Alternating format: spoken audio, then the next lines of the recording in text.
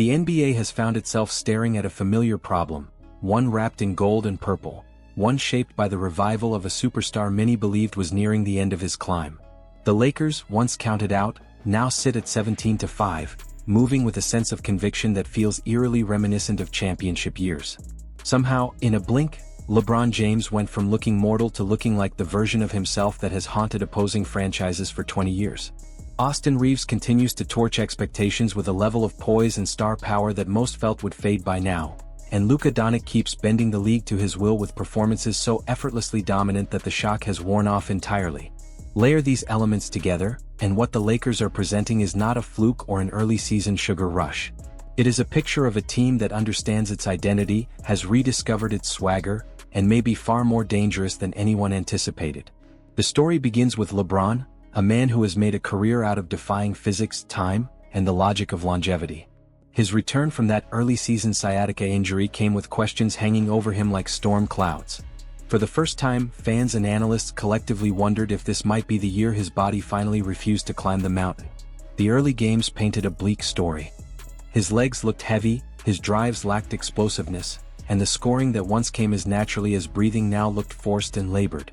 A 10-point performance here, an inefficient night there, and suddenly whispers grew louder that the end had arrived. Yet, there is something deeply dangerous about counting out a player who has built an entire legacy out of surpassing limits. And when he found his first rhythm game against Philadelphia, everything shifted. For a moment, time bent backward. The lift returned. The jumper softened. His reads sharpened into weapons. And as he took over possession after possession, orchestrating chaos with clinical precision, it became clear that the assumptions of his decline were premature. He may not sustain this peak every night, but the idea that the throne lies empty has already been shattered. But as captivating as the LeBron resurgence has been, the Lakers' true complexity lies in the evolving hierarchy around him. Luca Donic has always been the gravitational center of offense, a player who thrives on early shot creation, early rhythm, and early dominance. His first quarters have become mythic, exploding for 20 points before opponents can even blink. But what has become equally clear is that this aggressive opening act does not always translate into strong starts for the team as a whole. When the ball stays glued to one set of hands, even a great set of hands, the role players begin to disappear. Rui Hachimura's frustration became the most telling example.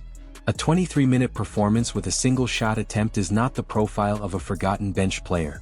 It is a symptom of a team losing balance. And yet, when Luca sat and Rui stepped into a larger role, the result spoke for itself. He found rhythm, knocked down the game winner, and reminded everyone why involvement matters. The Lakers are learning that dominance from one star cannot replace a connected system where talent feels trusted. Austin Reeves has emerged as the clearest beneficiary of these adjustments. His performances without Luca have reached an almost unbelievable stratosphere, the kind of stat lines that normally belong to franchise players. He scores at will, controls pace like a seasoned veteran, and navigates defenses as though the floor opens for him. The most compelling part is that these nights are no longer exceptions.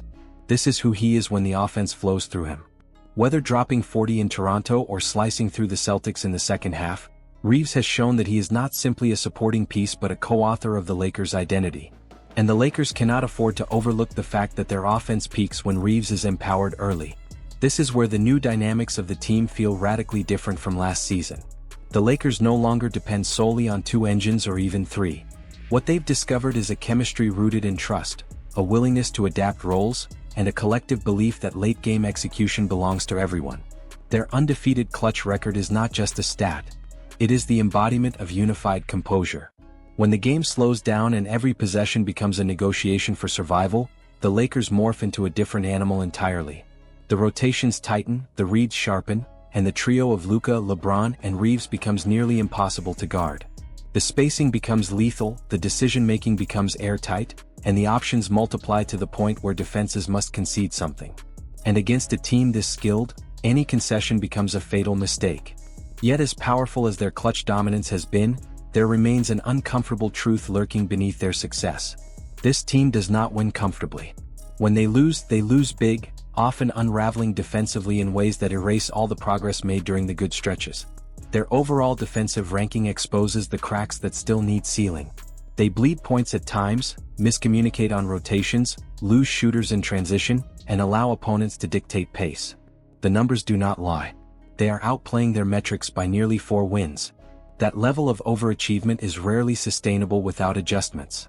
A defensive upgrade feels inevitable, and the return of Marcus Smart should anchor the perimeter in ways that stabilize the early game chaos.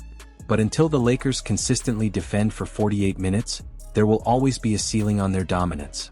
Still, there is something undeniably strange about a team that is winning this much while clearly not operating at its highest form. It suggests untapped potential. The Lakers have stretches where they look pedestrian and stretches where they look unstoppable. Last season, inconsistency felt like a flaw. This season, inconsistency feels like a doorstep. Because even when the lows appear, they never sink to the depths of last year.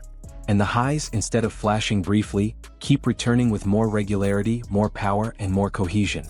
This might be the most dangerous version of a contender. One that is already thriving while still discovering itself. LeBron is proving he is not done.